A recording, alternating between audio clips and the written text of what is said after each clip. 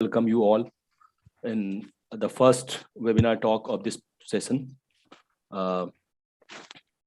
Professor Smokhyam sir is here to enlighten us with his view.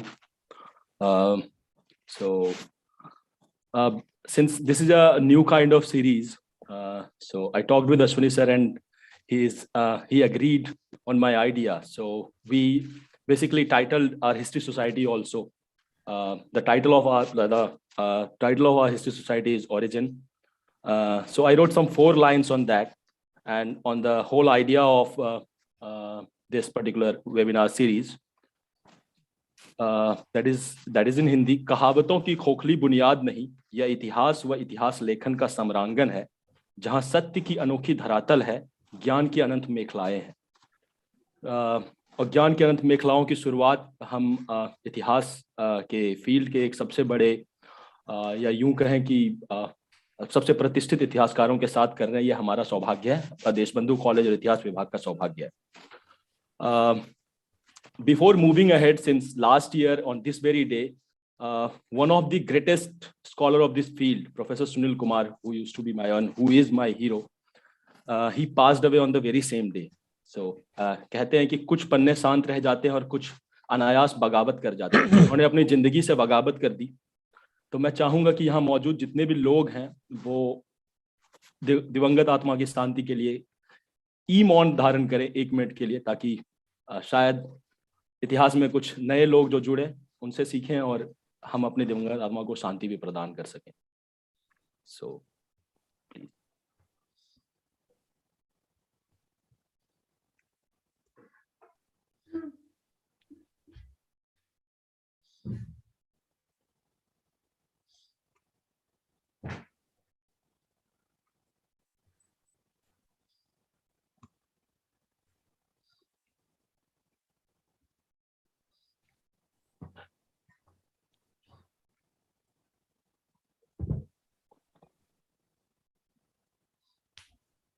Thank you.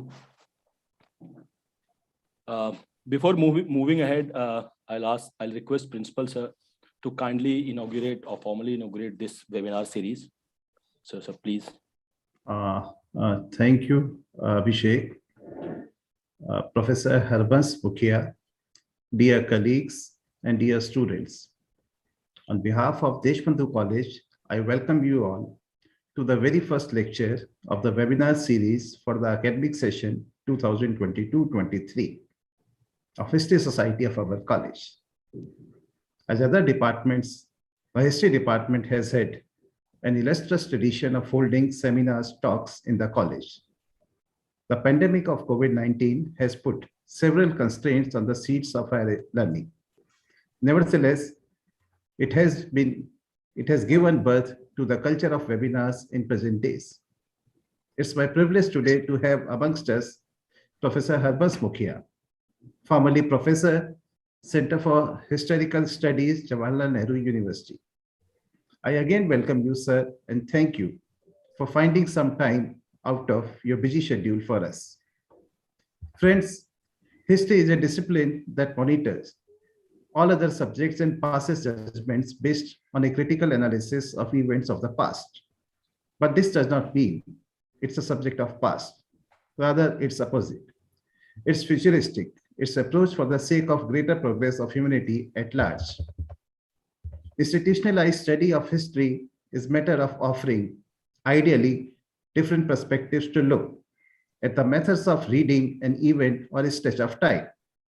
It is a product of narration that aspires to float an intellectual cognition of the various constituent parts of a community at a given time. It is precisely here that contesting historiographies raise questions about the validity of a set narrative. The pressure of dominant political structure, the desire to create revised memories, the ambition of determining the trend of thoughts are a very few major ways a historian negotiates its writings with. Of course, I'm no authority on the discipline of history, as my forte is different, but I am given to understand that Professor Harman Smokhyam is a magnificent historian, and I'm sure that our students would definitely benefit most out of today's and even forthcoming series of talks. So as principal of Deshbandhu College, I declare the webinar series open. In the end, I thank Mr. Ashwani Shankar, teacher in charge, Department of History of our college, Mr. Abhishek Kumar, today's moderator, our IQAC coordinator, Dr. Aditya Saxena, and all the members of organizing committee who made the event happen for us. I wish you all success. Thank you. Over to you, Abhishek. Thank you so much, sir. Thank you. Now I'll ask a student of first year, Ria Negi, to kindly introduce our dear speaker. Good morning, everyone. Welcome to Origin, the History Society of Deshbandhu College. And today we have a very special guest with us, Professor Harman Smokhyam. Smokhyam sir is a former professor of medieval history and rector, Jawaharlal Nehru University, New Delhi. In early years, his interest focused on medieval Indian historiography led to a doctoral thesis later published called Historians and Historiography during the reign of Akbar. He is the founder member of the Medieval History Journal, teaching a course on feudalism at JNU in the 70s and 80s led to a research on its theoretical and empirical premises from a comparative perspective. Was there feudalism in Indian history?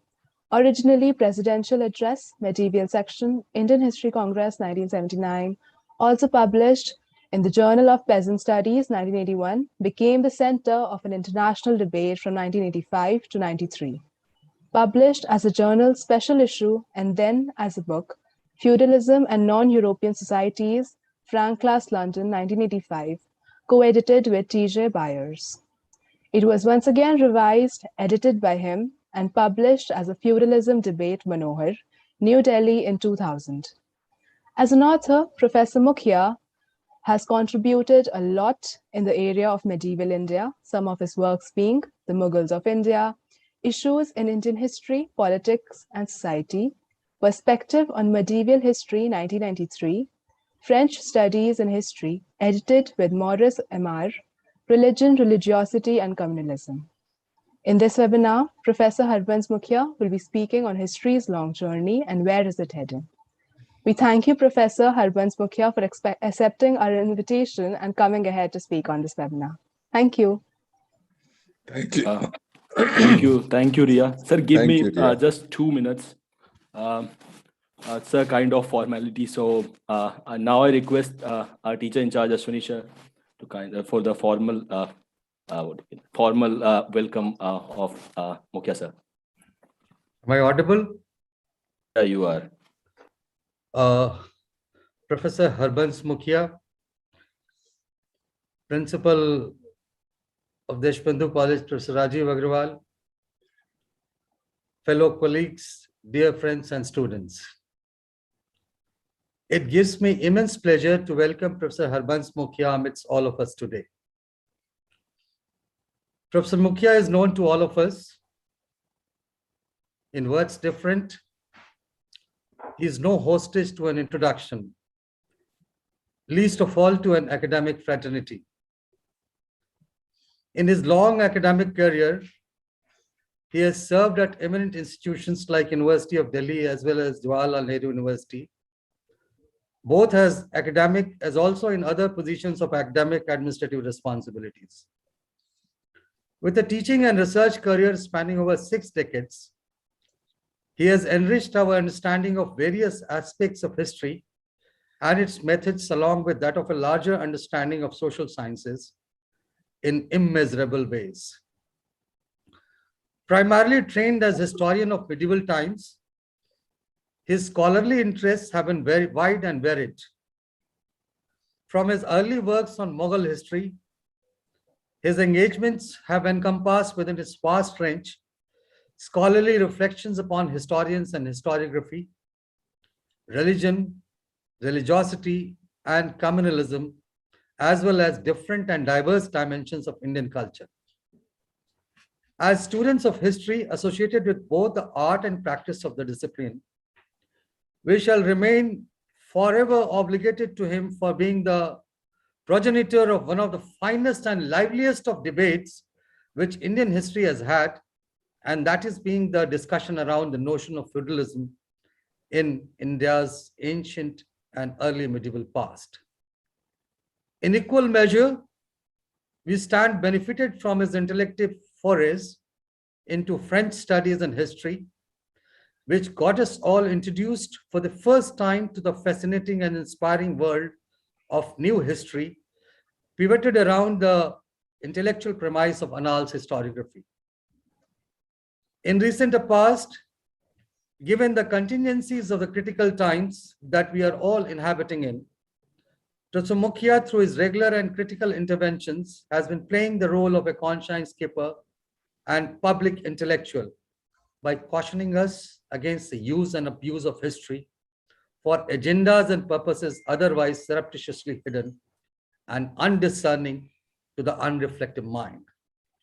Friends, now without taking much of your essential time any further, I once again welcome Professor Smokhyam and request him to begin his talk and thereby enlighten and educate us with his profound ideas and reflections. Thank you, sir. Over to Professor Smokhyam.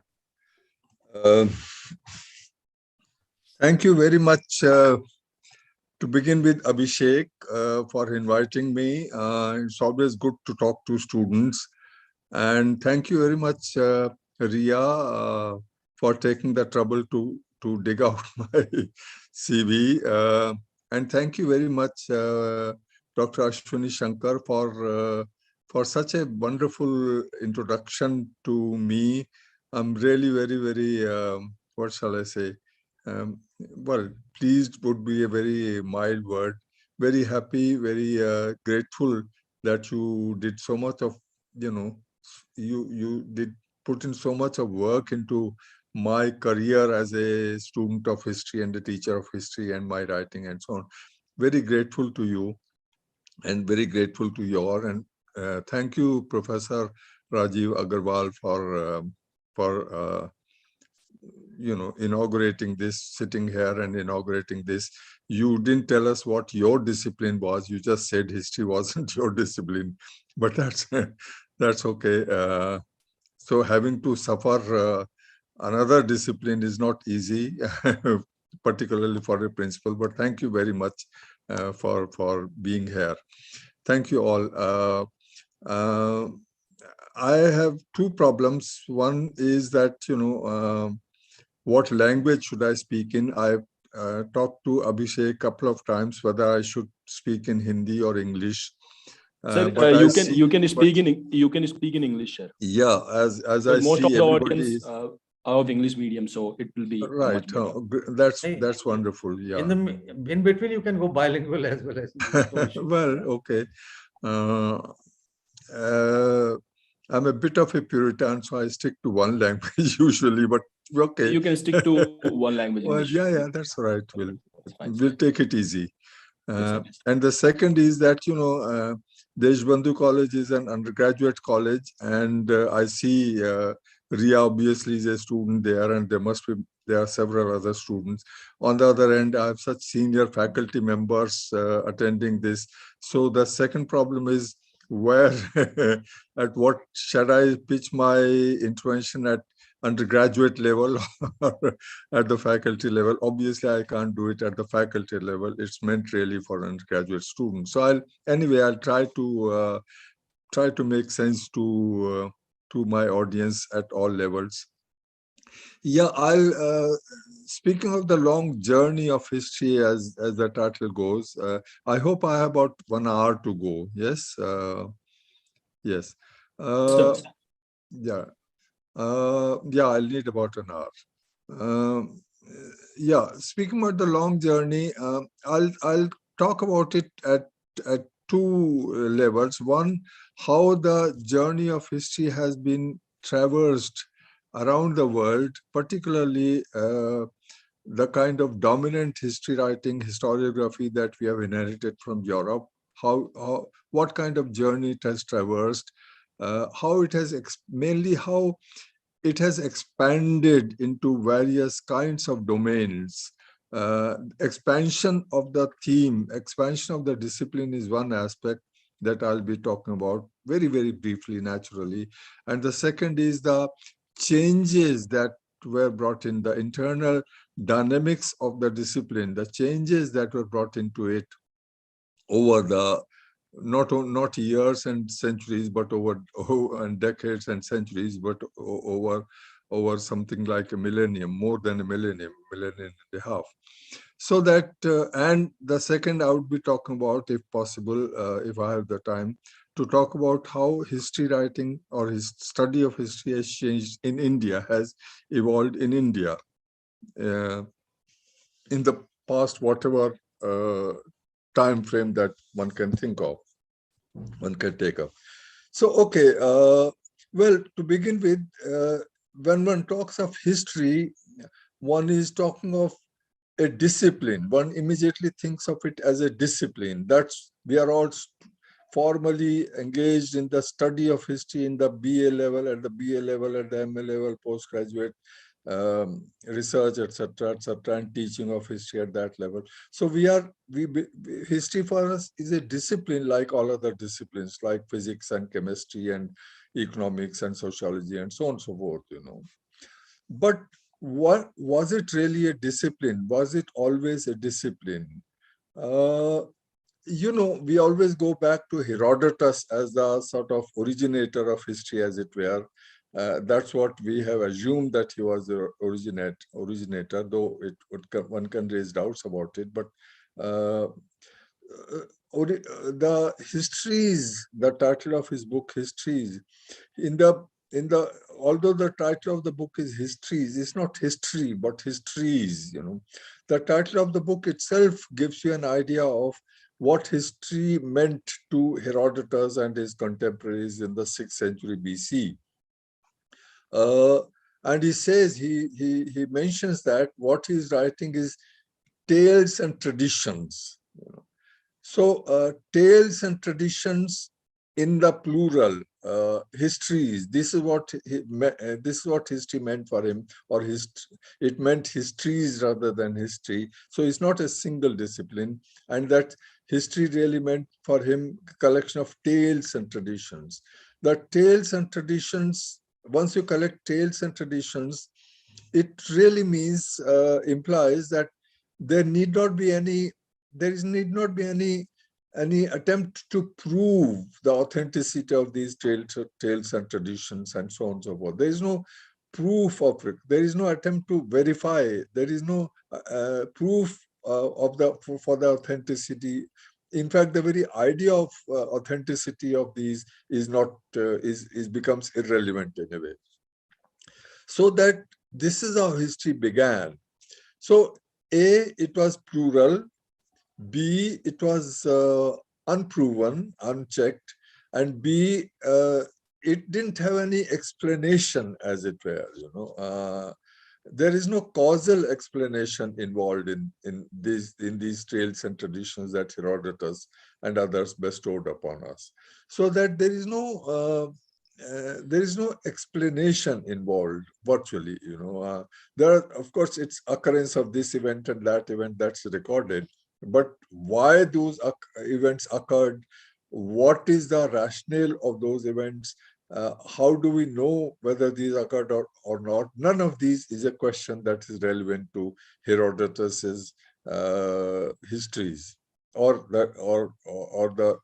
what was to, well, not the discipline of history, but the subject of history in his time. And that's long way of 6th century BC, about 2,700 years ago. But, you know, gradually, one major intervention occurred in the evolution of the discipline. That was in the medieval European context. The medieval European context, particularly Saint Augustine, he was a major shaper, as it were, of history as it has come to us. And his intervention was twofold intervention. One, that history is a unitary, it's a one single whole. It's not the history of this region, history of that region, history of India, history of China, history of Europe, etc., etc. It's one single whole. It's not. He's not talking of world history really. He's talking of history as a single, one single whole. You know, one single unit. History is not divided into different parts, regions or periods or whatever. History is history as a single unit. The singularity of it is very important. Its importance I'll dwell upon a little later again. So let's hold on to the notion that history is a single narration. It has a singularity of its own, unitary character of history. That's one intervention that he made, decisive intervention. So the diversity of history that we had been heir to since Herodotus, that got dispensed with and gave rise to one single narrative by a unitary history rather than history in its diversity. That's one.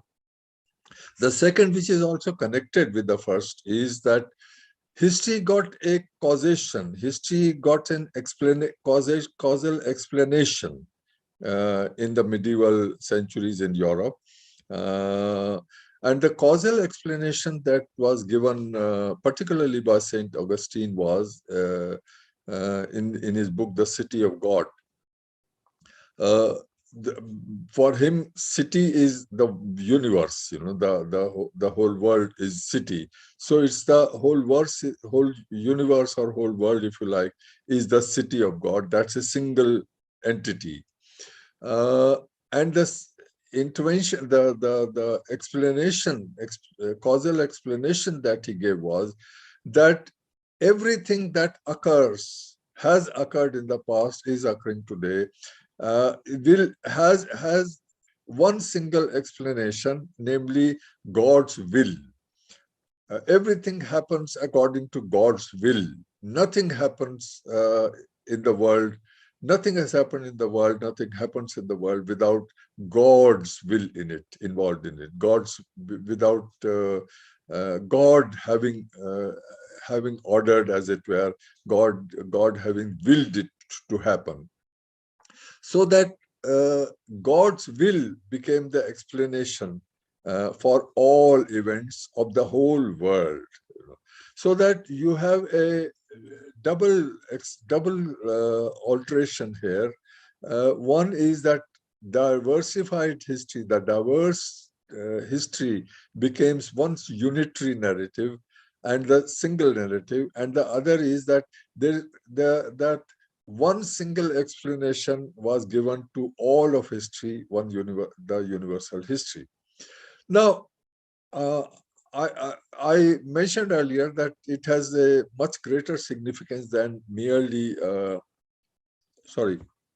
it's merely that it's a historical phenomenon that occurred in the medieval period.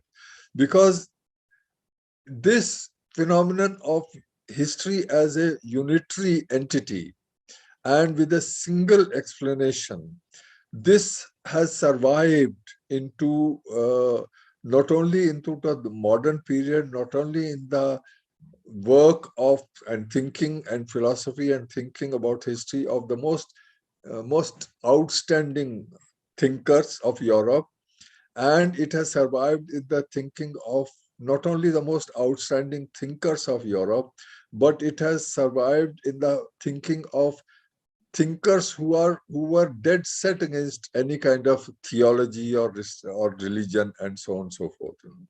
What kind of historical explanation that we get from Hegel, for example, and particularly from Marx, for example, the explanation that we get is all of the history is a single unit, single entity, and in Hegel it is one single explanation, that's world spirit. History is governed by a single world spirit. But particularly in Marx, all history is a history of class struggle. So all history is a single entity. He did divide by this all history. They really meant Marx and Engels really meant European history, but they talked about all history as a single unit, universal history as a single unit. In which Asia became the exception. That's a different story. It's a bit of an absurd kind of exception, but that's a different story. But all history then as a single entity, and all history having one single explanation. This was the intervention that St. Augustine made, others also, but St. Augustine made. And this is the intervention that has survived in the thinking of the most advanced thinkers like Hegel and Marx. And it has survived in the thinking of, as the basic premise of these thinkers, of their concept of history. It has survived in the thinking of people like Marx, this assumption of theology, all history being one single unit and being driven by one single explanatory cause. This has survived in the thinking of people like Karl Marx, who is the most almost virulent opponent of any kind of theological assumption. So such is the power that Saint Augustine lent history, that it survived for a long time after he was gone, and after the medieval age itself had gone. So there was a basic alteration that occurred in the kind of early history or ancient history or history of antiquity that we had inherited. So there is a fundamental alteration of that in the medieval period. Now, still in the medieval period, God, of course, was the cause of everything that happened. Oh, let me also add that what is the assumption of Saint Augustine in suggesting that all history is a single unit, and that there is a single explanation. Once you accept that God is the cause of all occurrences, historical occurrences, God is omniscient. He knows what has happened in the past. He knows what is happening now. He knows what will happen in the next year and 2 years and 20 years and 2000 years or whatever in the future. So he knows the past, the present, and the future entirely. And since everything is happening according to his will, therefore all of it forms one single unit, one single pattern, one single unit. To us, they all appear haphazard events, but to God, they are part of a pattern that is yielding, unfolding by and by as God's will unfolds itself. So that there is a logic to making history as a single unit and giving one single explanation, historical explanation, which logic survives right and up to our times. Not in the late 20th and early 21st century, and not until then, but right up to almost till the middle of the 20th century. So anyway, so we have this one single explanation, one single unit, and one single explanation of history. Yet there is still the idea of verifying the authenticity of narration, authenticity of events that were described. That idea of authenticity still doesn't occur through the medieval period. Nobody seeks to nobody seeks to check whether the events that so and so are described are right or wrong, true or false, etc. The idea itself, as I said, doesn't occur. Well, this idea of checking the events, veracity of the events or the narration of the narrative, began to arise sometime in the 16th century onwards, roughly 16th century onwards, when two things happened. One is that, Europe had at one time the Roman law, which was a highly organized sort of system, legal system. But then it gave way. Roman Empire gave way, and Europe got sort of divided, and so on and so forth. Each small territory became its own unit, its own entity, and so on and so forth. So Roman law began to give way, not began to give way, it gave way completely.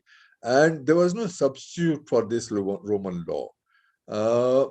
What came in place of Roman law was customary law. Each unit, each unit of territory, or each, in fact, subunits in each territory, they had their own customary law, which is not fixed, which is not definite, which is quite sort of open to not only interpretations but implementations in different kinds of ways. It's almost like our khap panchayats. Each khap has its own sort of customary law, or caste panchayat. So that customary law had been operating throughout the Middle Ages in Europe until about 16th century, post-Renaissance. Roman law began to be revived, and Roman law, any legal system, highly organized legal system, would require interpretation of the law, constant interpretation of the law, and therefore it would require going into the history of that law, each law, so that a critical attitude towards first Roman law, beginning with Roman law, then into the history of each law, and then into the discipline, or what was to develop as a discipline of history. So an critical attitude towards history began to evolve. And the second was the development of language. The meaning of each word began to be questioned, or rather investigated, and it's sort of different meanings, and one could see that each word had a different meaning. So a kind of critical attitude towards narration of historical events began to develop. And a second development that took place was from the 16th century, but particularly in the 17th century, was that, archives began to be formed. Family archives, regional archives, state archives, etc., etc. These began to be established. And once you have archives, then it's so easy to go and check your check the authenticity of veracity of an event. So that the various combinations gave rise to a critical attitude towards not only the historical events that were narrated, but also the archive, also the very evidence. First, the idea of evidence came up, and secondly, the idea of critical evaluation of the evidence itself. The evidence that we have, how authentic is the evidence? What is the origin of that evidence? Who is the author of that evidence? What were the motivations of the author, and so on and so forth. Critical evaluation of evidence began to develop, particularly in the 17th century. And the sources that we deal with, sources, primary sources and secondary sources. The definition of primary sources that we have and secondary sources that we deal with. Primary sources are those which are closest to the event that they are narrating, and secondary sources are those which are compiled much later. So that this definition of sources and this distinction between primary sources and secondary sources came to establish in the 17th century. So that now a discipline was beginning to evolve in Europe, beginning to evolve, not yet established.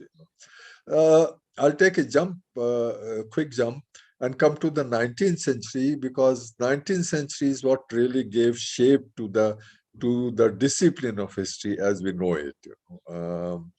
19th century, particularly Leopold von Ranke, he was the decisive figure. All of these take time to evolve, but there is some figure or the other who gives it a concrete shape, and Leopold von Ranke was the one who gave the discipline a concrete shape early in the 19th century.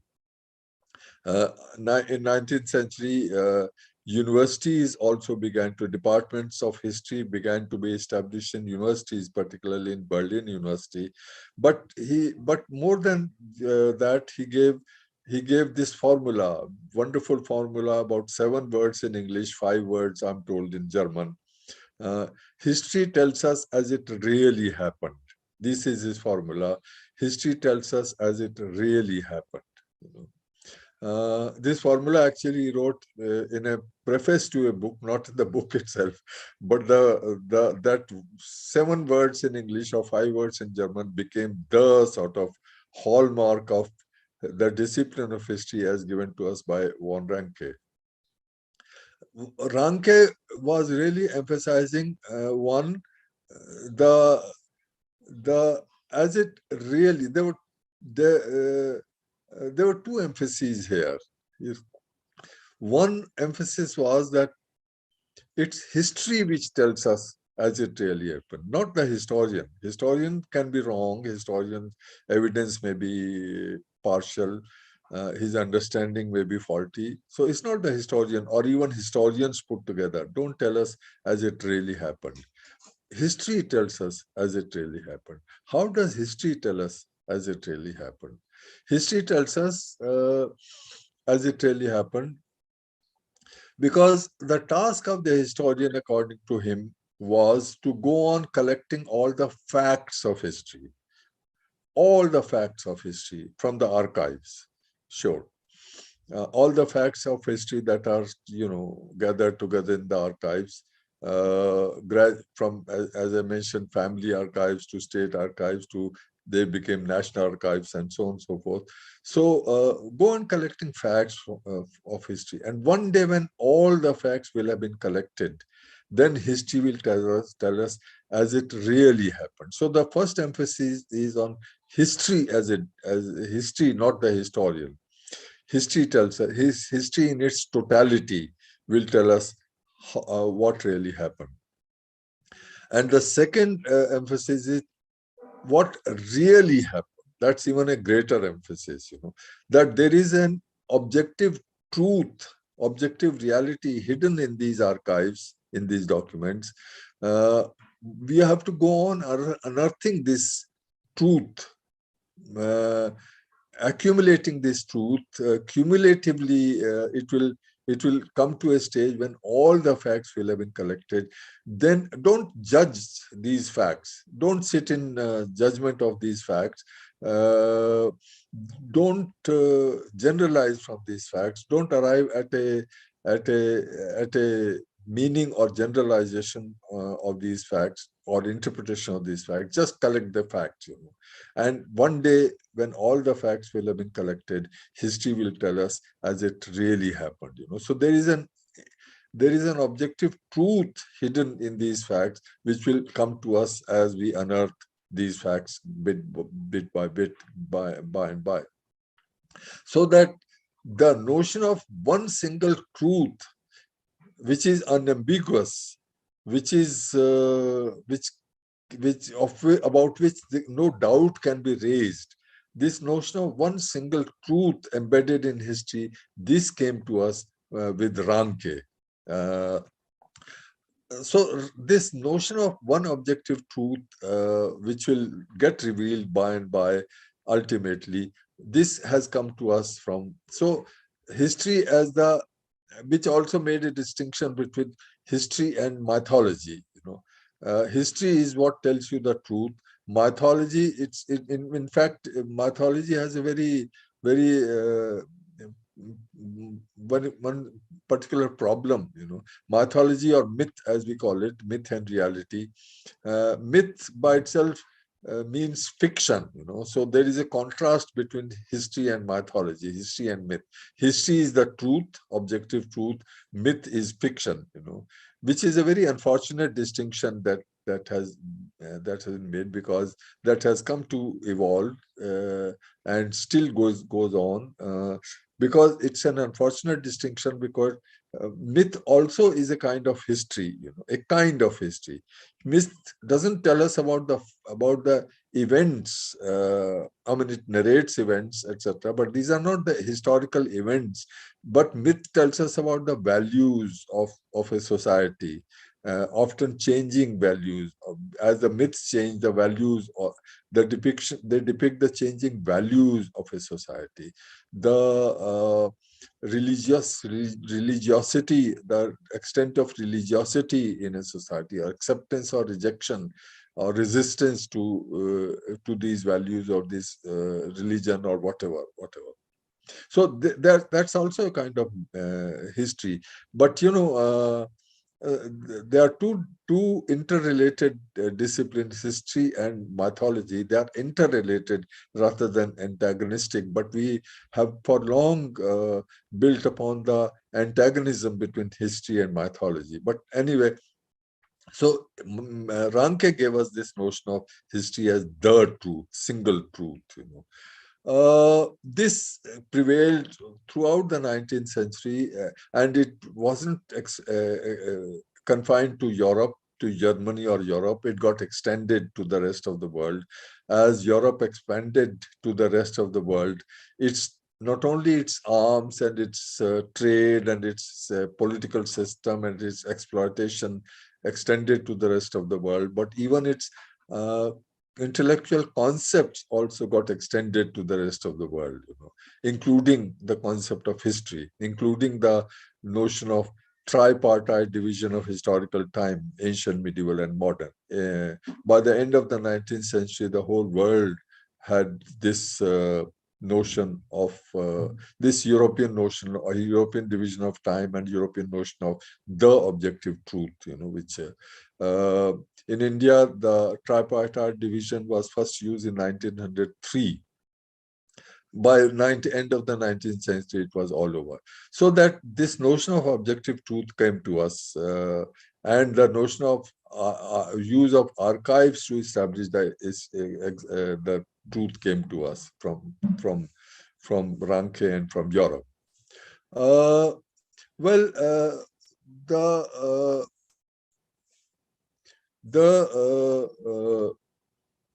And it got accepted everywhere, including the periodization of history. Now, one underlying assumption of this notion of truth and use of archives as for finding the truth was that, what are the kind of descriptions or narratives stored in the archives, usually about kings and queens and princes and battles and administration and so on and so forth, or high-ranking nobles and noble families, or so on and so forth, even if it is family archives, it's usually the archives of such, high-ranking families. So that the history that came to us necessarily from these archives was the history of kings and queens and battles and administration and nobles and their intrigues and so on and so forth. History came to be confined to that. Throughout the world, history came to be confined to that. By 20th century, questions began to be raised about both the single truth, the notion of the single truth, objective truth, and history began to expand way beyond the court and its precincts and so on and so forth. So that there is a great 20th century began to expand. There is the history is not only kings and queens and their battles, history of agriculture, for example. Agriculture expands or contracts and how it affects societies in their time. The expansion of agriculture in Europe, for example, in the 12th, 13th century. And what was the expansion? From a sealed yield ratio of 1:3. It 1:3 at the most. It grew to 1:4 or 1:4.5. That's to say, if you sow, let's say 10 kilograms of seed, you get 30 kilograms as yield. Of these 10 kilograms, you have to preserve as future seed again. So you have 20 kilograms for consumption in any year. Now, let us imagine that, not imagine, that's how it happened. It grew to 1:4 or more than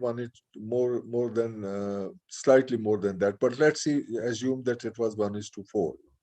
So as a result of this agricultural growth from 1:3 to 1:4, the amount of food grain available to you nearly, instead of two grains or 20 kilograms of food, you have now 30 kilograms of food, 50% rise of food grains available. That means population is bound to grow. That means population is also bound to grow differentially, in the sense that stratification with the population. Some will grow richer than others, some will get poorer than others. So differentiation is, so it has multiple effects, migrations begin to take place as a result. It has multiple. What about the history of agriculture? That doesn't come from the archives. What about history of industry, crafts, industry, trade? And gradually, what about the history of the family? So, all of these new themes began to emerge in Europe in the 20th century. Absolutely new themes began to emerge. And also as a result, databases began to expand, not merely archives, documents preserved in the archives or texts preserved in the archives, but documents of every kind. Documents for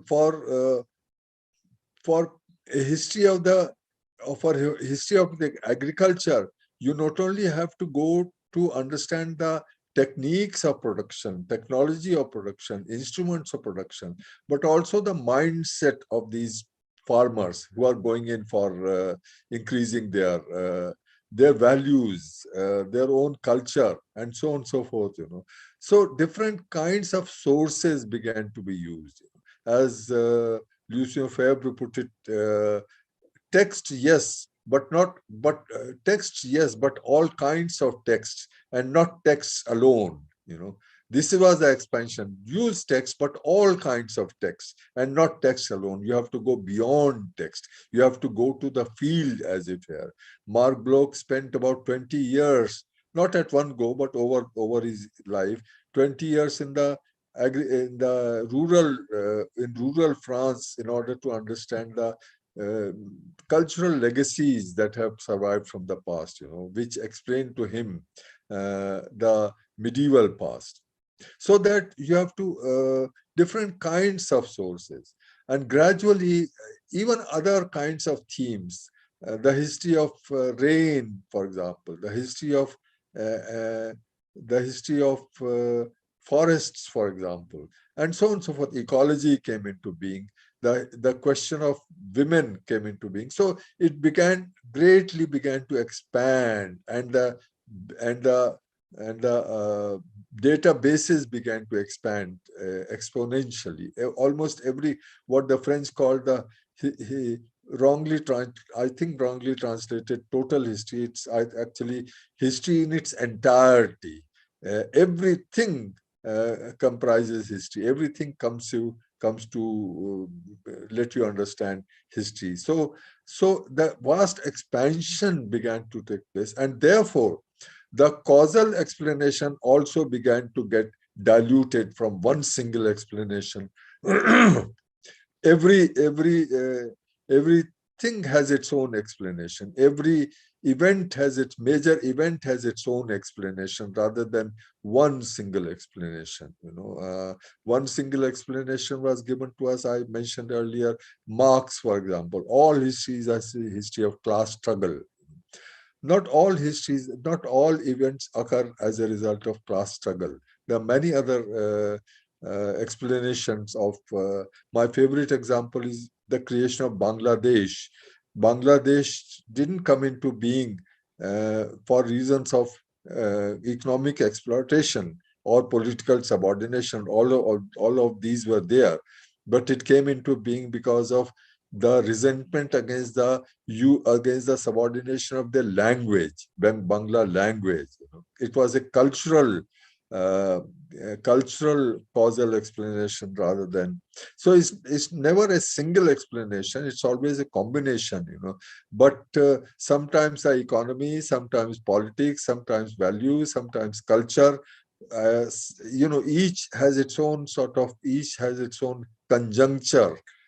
Each great event has its own conjuncture in which causal explanation, the hierarchy of causal explanation undergoes a change. So that by now the notion of a single truth has been given up. Surely, we all know that. The notion that there is not a single explanation, that has been given up for sure. We know, and in fact, there are some theoretical insights which even go to the question, even question the very notion of truth, any truth in history, in that each historical construction is a kind of mobilization of power, one power or the other, one kind of power or the other power. Let me give you a quick example from our own home. When the dispute in Ayodhya began to arise, well, it was an old dispute from 19th century onwards. It began to arise.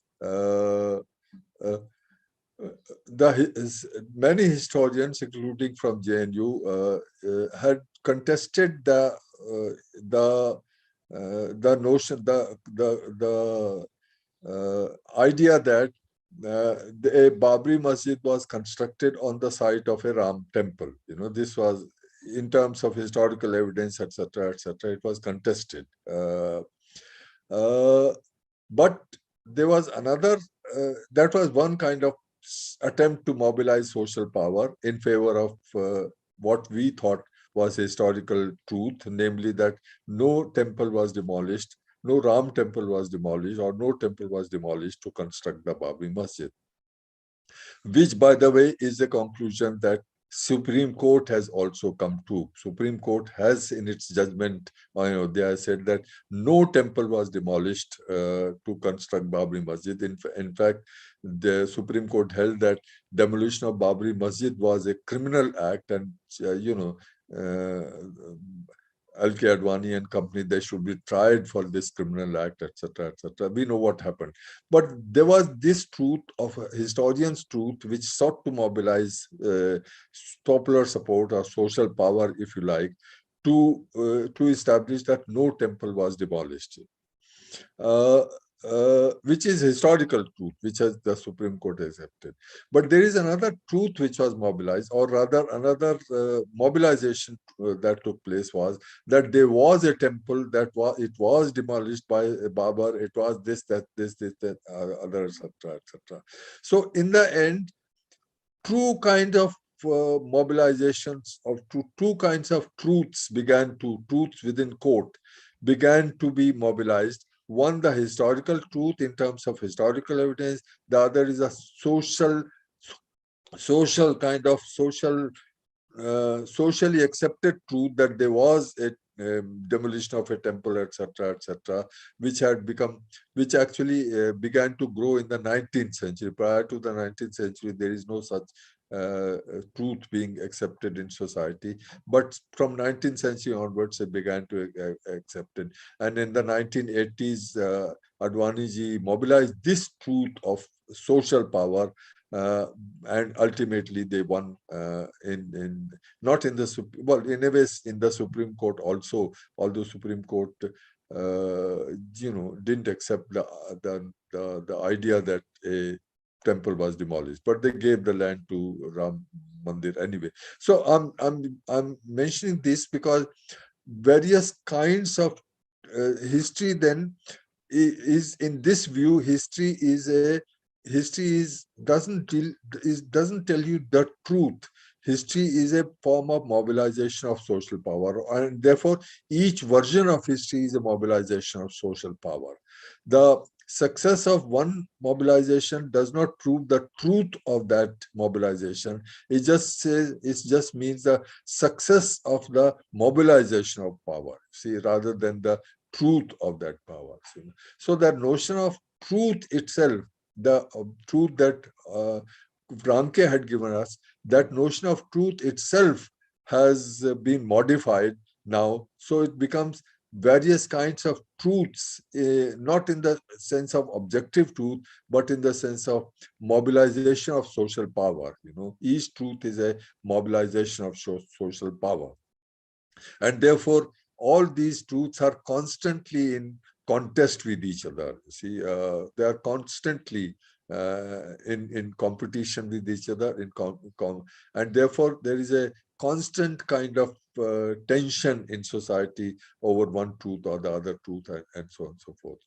So that much of a good part of it is absurdity, that there is no truth in history. That is that's some of the postmodernist thinkers like Hayden White and many others think. But history is, in the end, it is based on historical facts.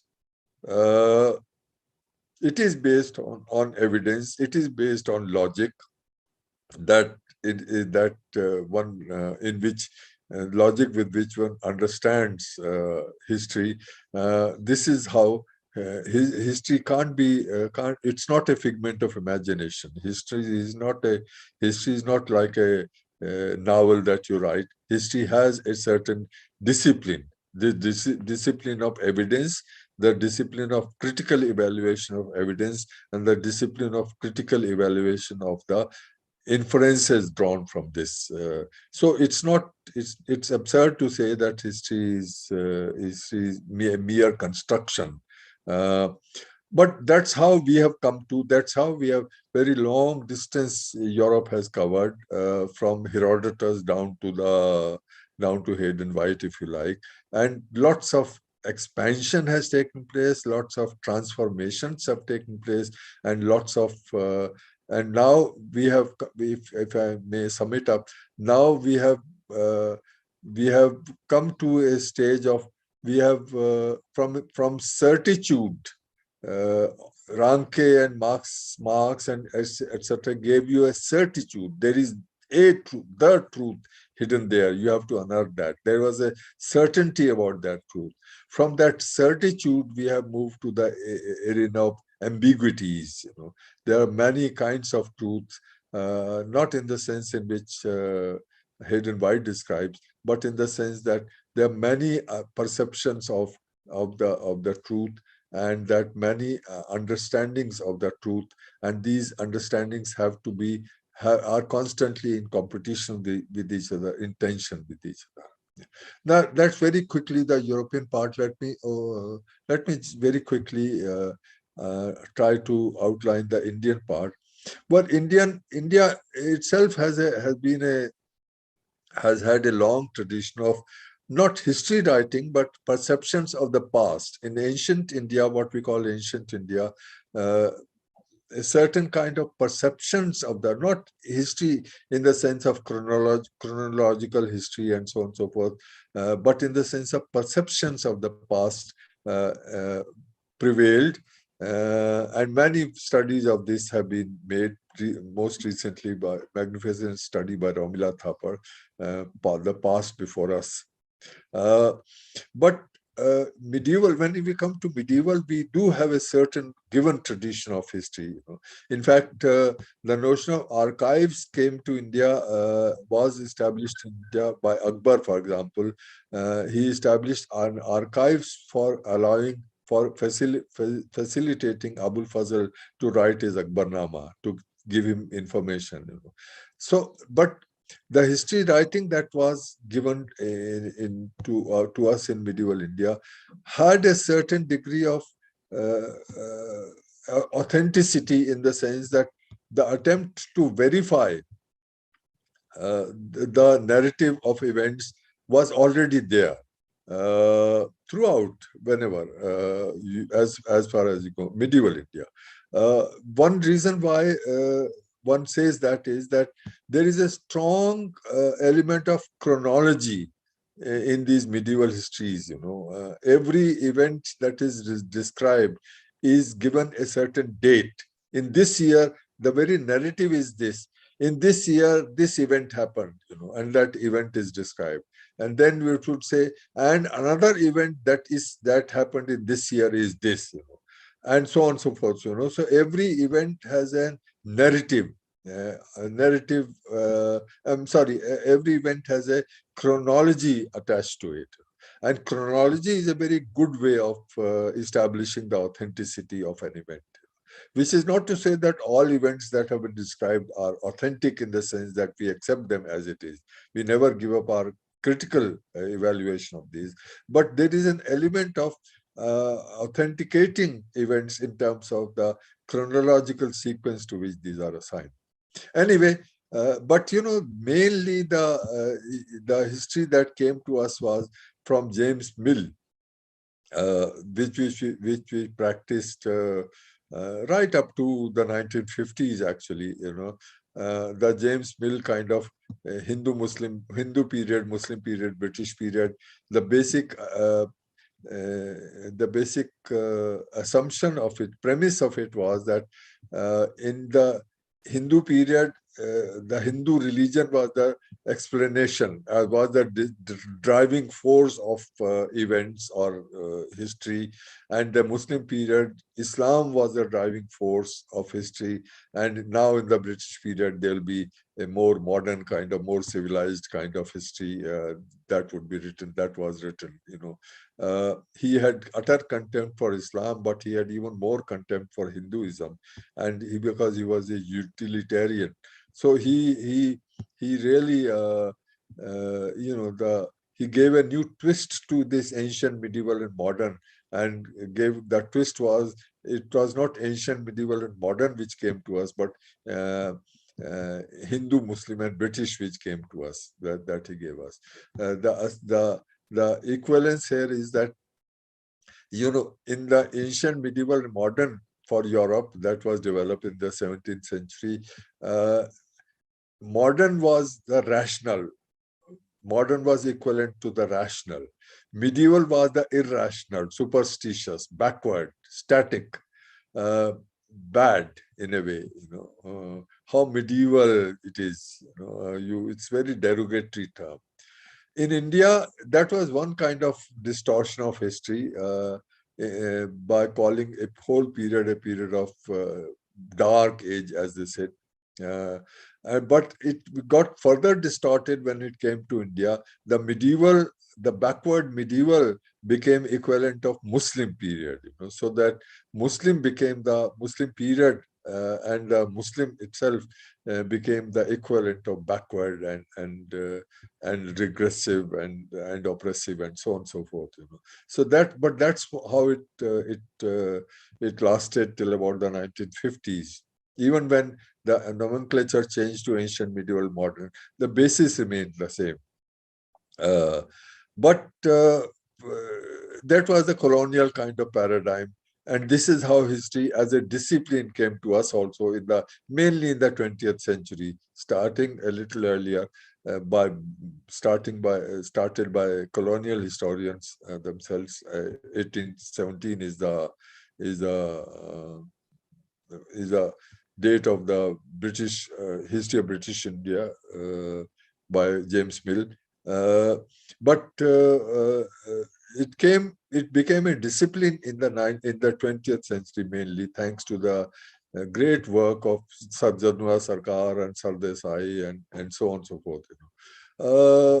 So that history comes as a discipline to us from within the same framework that James Mill had given us, and continued to be so right till the almost till independence. After independence, we all know how enormously history writing in India has expanded to many areas. It's fascinating. I'm an old man now. I've had my time, but I'm fascinated by the kind of themes that young people are taking up. Fantastic themes, absolutely brilliant kind of themes that they are taking up. Not only the history of ecology and feminist history and so on and so forth, but migrations, for example, history of waters, for example, migrations are a fascinating new theme which is catching up everywhere.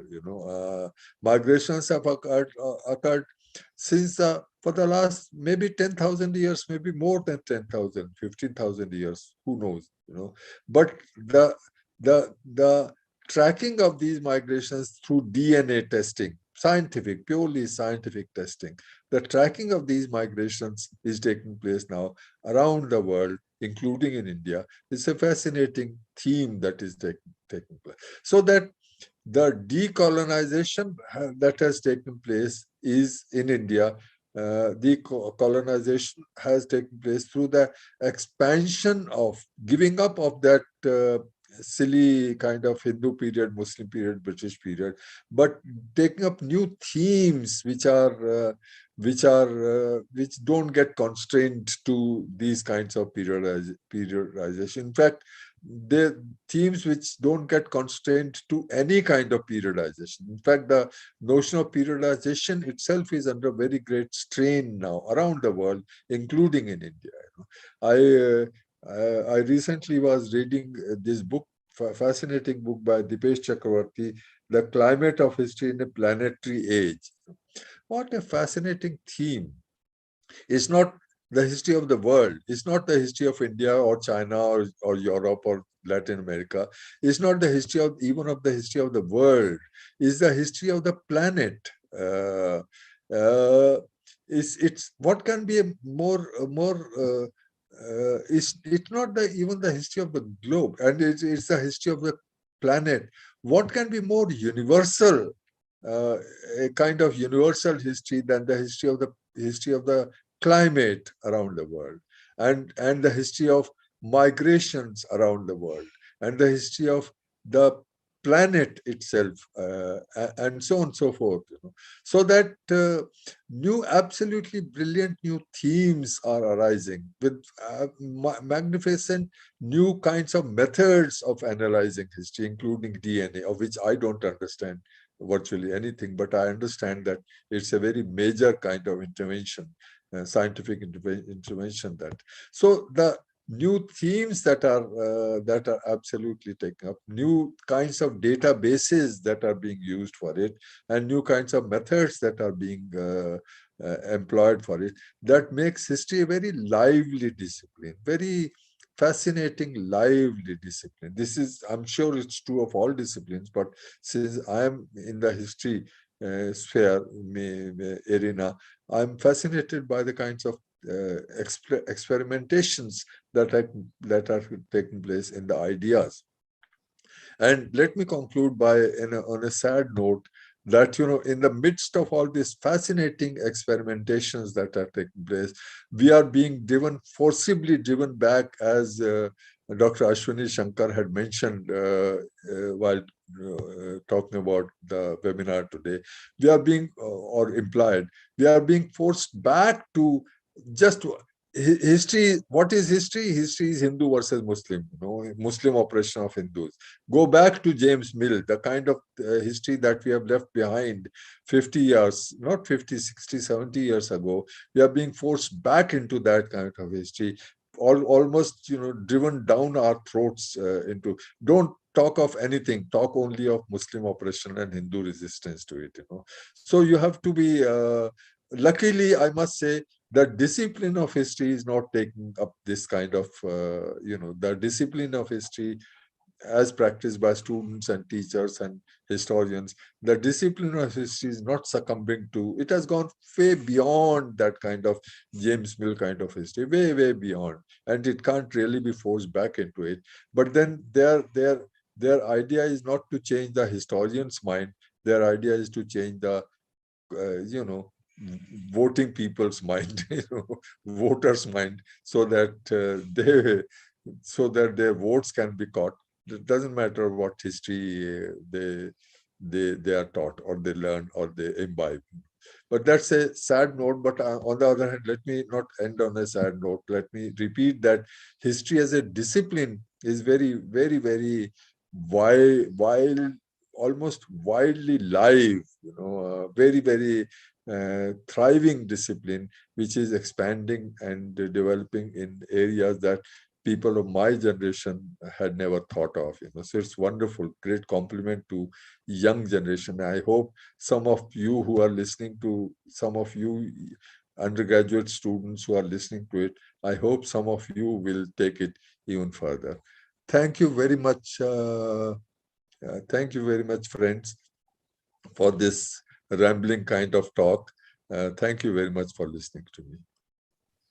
Thank you so much, sir. Thank you so much for the enlightening lecture. The house is open for the e-podium is open for question answer session. So if students have questions, then they can write down their question in the chat box, and one by one, if you by raising your hand also, you can ask the questions. Yes. I hope I made some sense to students, Definitely, anyway, sir. Anyway, let's see.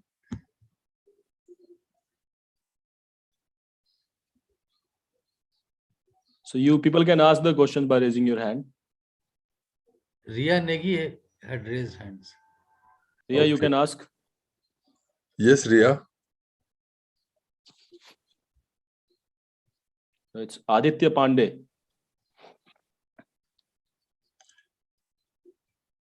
Aditya, you can ask.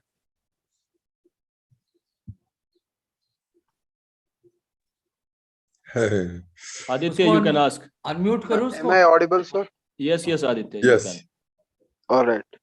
Sir, you spoke in the beginning about the fact that we were looking at history from a certain lens, that everything was God, like everything was predetermined by God, and that is why it had happened in the first place. Yes. However, sir, what I'm getting at is, because we've talked so much about, and it is true that to a large degree we are all following the way Europeans have written down their history.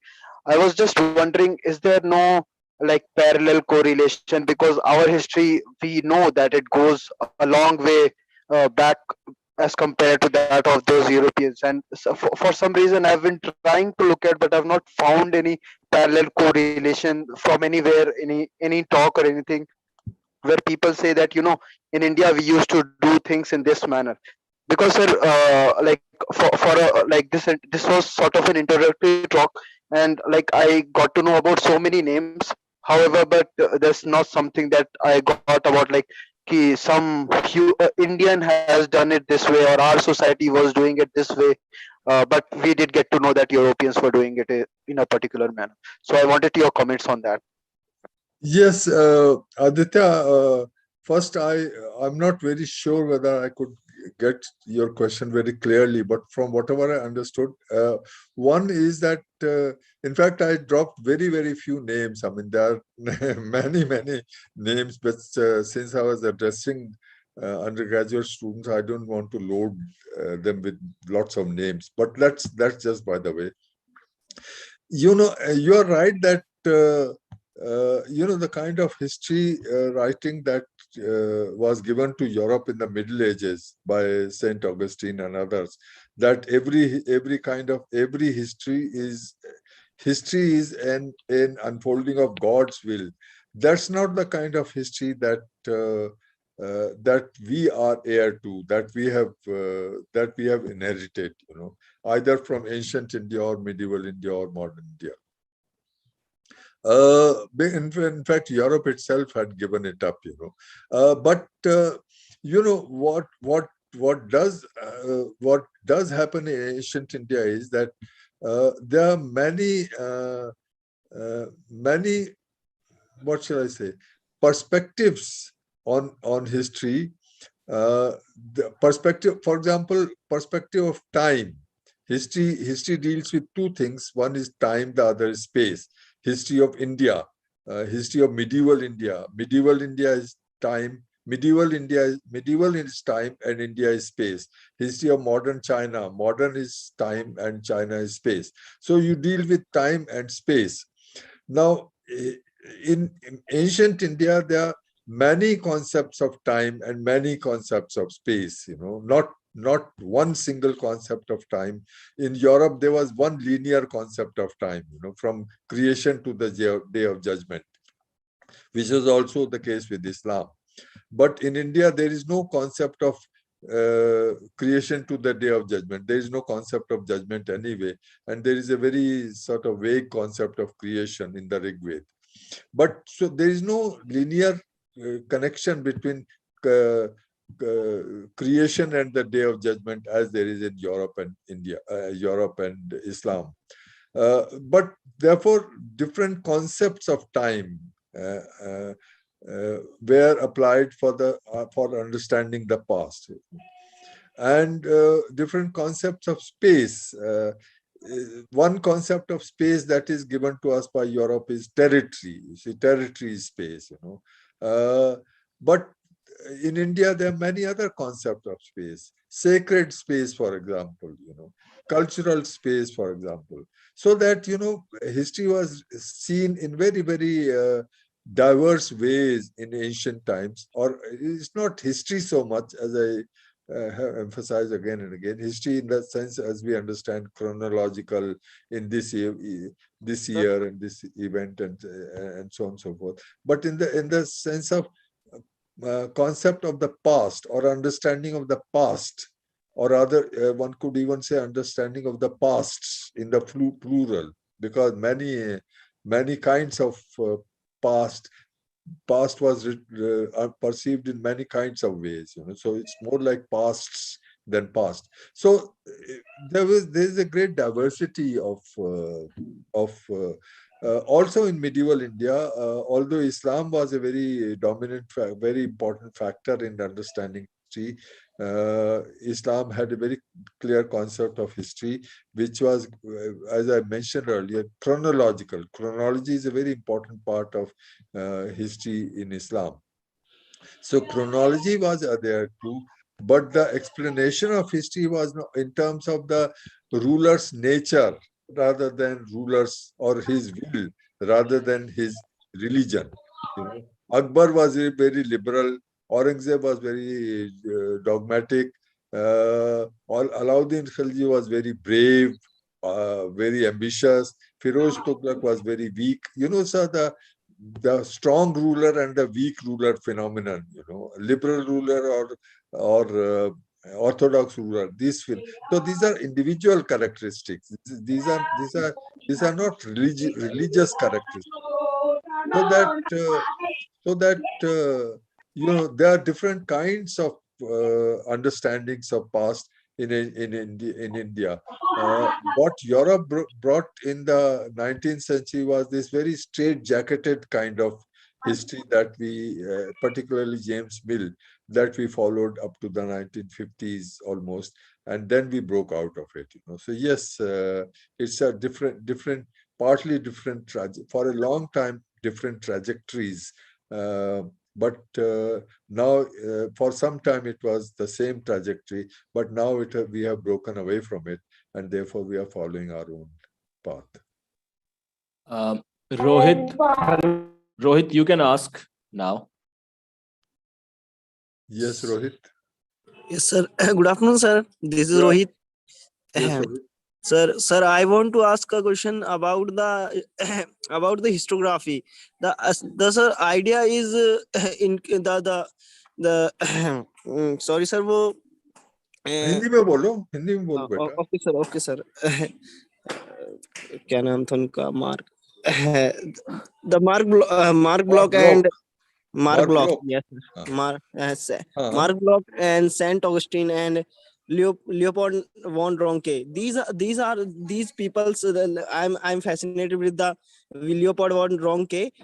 Sir, I want this. I want to ask this question. The Leopold von Ranke is saying that the history is a unit as a he is emphasizing कि objective truth, yes. Yes, he is emphasizing the 2 points कि इतिहास को एकता समरूपता में देखते चाहिए, जो वो बोल रहे हैं कि इतिहास के बारे में लियोपोल्ड वॉन रोंके का जो कहना है सर, जो 2 पॉइंट उन्होंने एम्फसाइज करे थे, एक जो वो कह रहे हैं आई फॉरगॉटन सर। तो सर हमारा सवाल क्या है वो पूछो।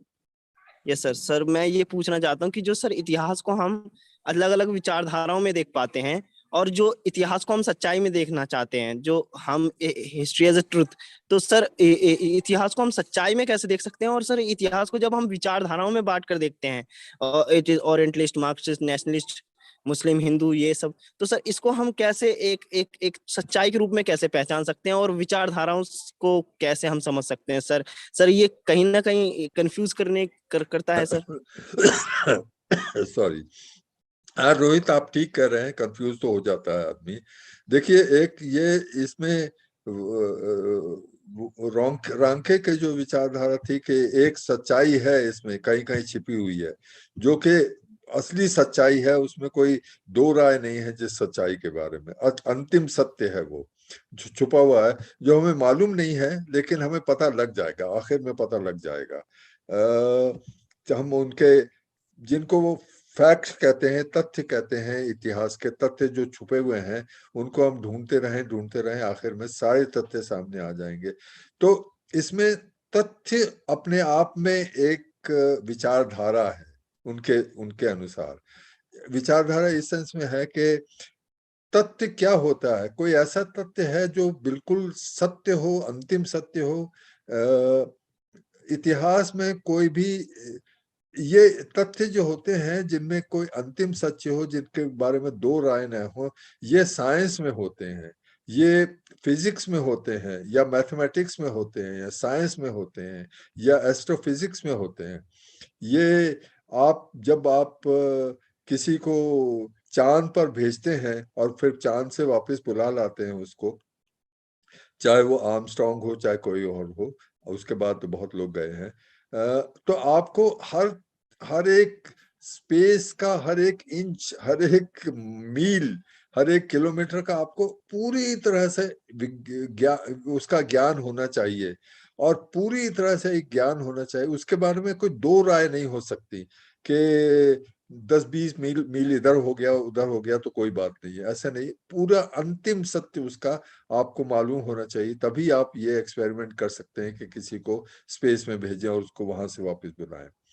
इस तरह का अंतिम सत्य इतिहास में नहीं, किसी भी सोशल साइंसेज में या फिलॉसफी में या लिटरेचर में या किसी भी इकोनॉमिक्स में या पॉलिटिकल साइंस में, सोशियोलॉजी में, किसी में नहीं होता है। क्योंकि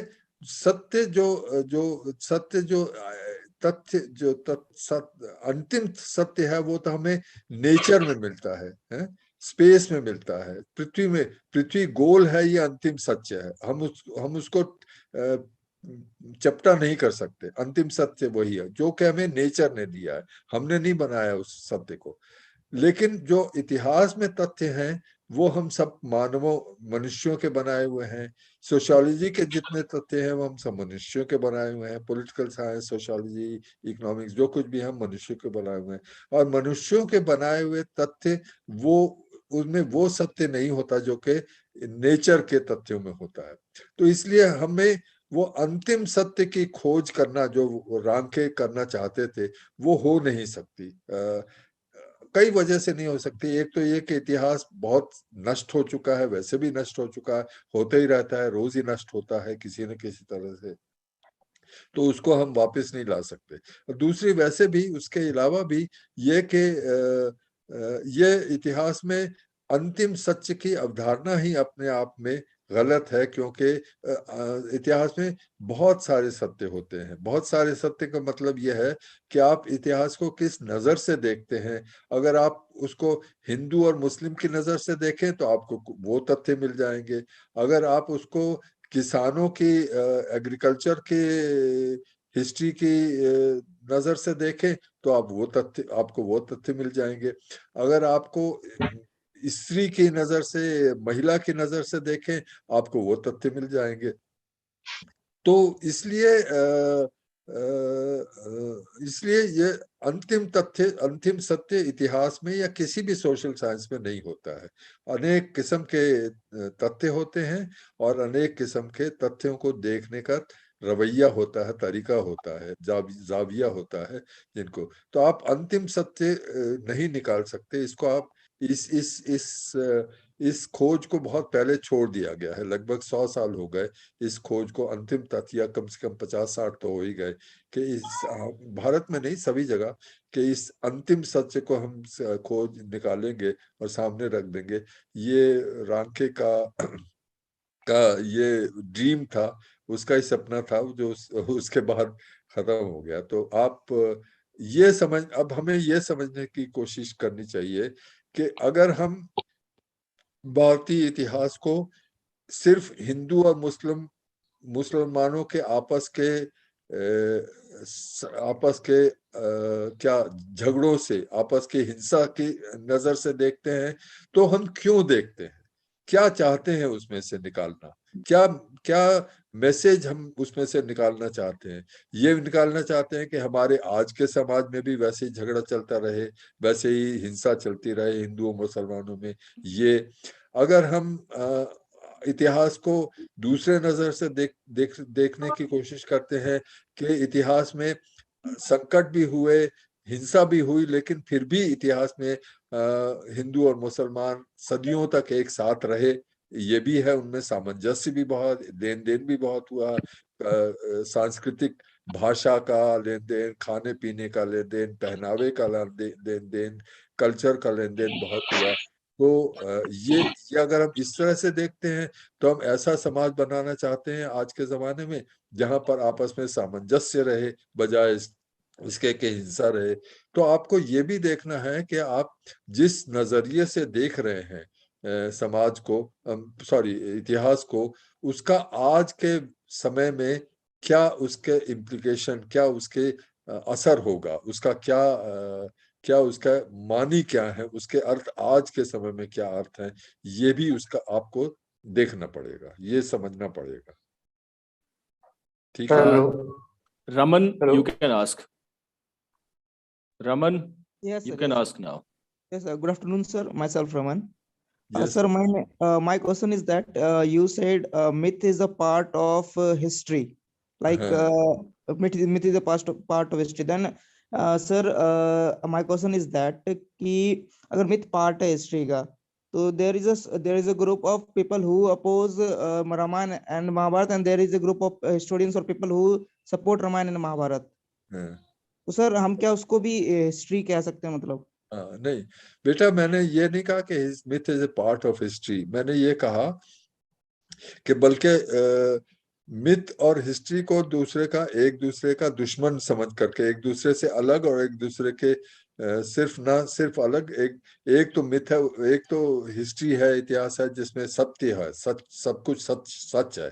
और मिथ तो मिथ ही होता है, मिथ्या उसका मतलब ही है, मिथ्या है, तो ये झूठ है।